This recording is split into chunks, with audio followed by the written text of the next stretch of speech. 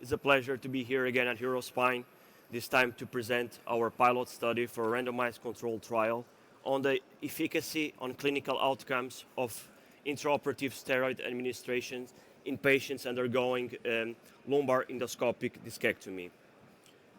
Currently, there is no high-quality data that evaluates the impact of intraoperative administration of steroids on the outcomes of patients submitted to spine endoscopic surgery.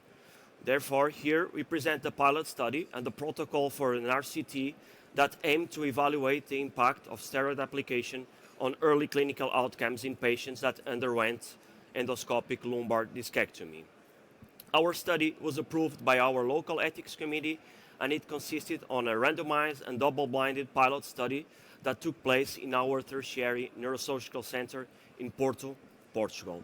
It included adult patients with lumbar radiculopathy submitted to endoscopic discectomy between September 2022 and May 2023. 3 groups were randomized and evaluated, and to each group we gave the following medicine intraoperatively and after hernia removal. To the control group, we administered normal saline, to group 1, 1 milliliter of dexamethasone, and to group 2, 2 milliliters of dexamethasone. We evaluated the following preoperative variables: patient age and gender. For disc generation, we used the Firman grade, the type of endoscopic approach, symptom duration, and surgical level, and we also evaluated leg and back pain through a numeric rating scale and disability done through the Osvestry Disability Index.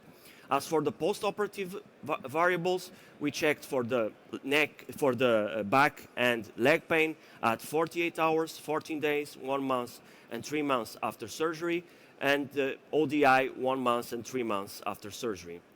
We also checked whether patients had returned to work 3 months after surgery, and whether patients were still taking any type of pain medication for their surgical lumbar pathology, and whether any complications had occurred.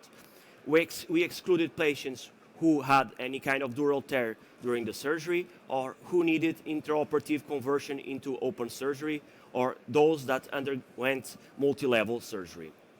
For our pilot study, we had 36 patients evaluated with median age of 42 years, 21 females, 13 patients in the control group, 8 patients in the group 1, and 15 patients in the group 2.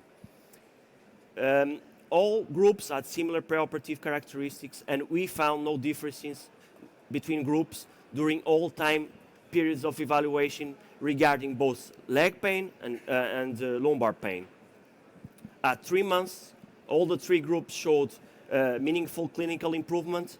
However, regarding the median leg pain reduction in the NRS scale, the group 2, those that were given 2 milliliters of dexamethasone, had a median improvement of 7 points compared to only 5 points in the control group. However, this result did not reach statistical significance. As we can see here, patients in the group 2 started with a higher baseline leg pain, but by 3 months they had reached the same level of pain as the control group. However, this greater decrease in median leg pain did not reach statistical significance, as previously said.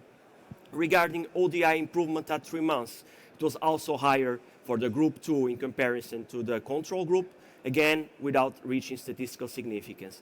As for the amount of patients that were free of pain medication at 3 months, those that were given intraoperatively steroids, 83% of those did not require pain medication at 3 months, compared to only 58% in the control group. However, again, this did not reach statistical significance, although with a p-value that was closer to the 0.05.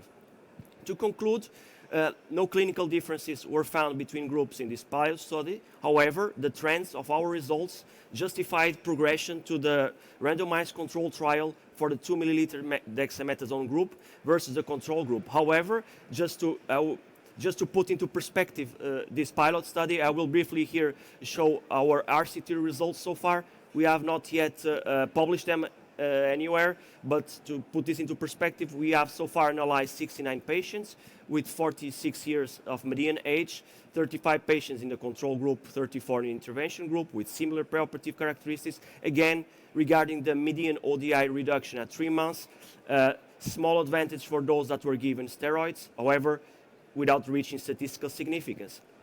The same applied for the reduction in numeric rating scale pain for the back pain and also for the leg pain. Again, no statistical difference. So we look forward to presenting our full RCT results soon, maybe next year here in EUROSPINE. Thank you very much for your time.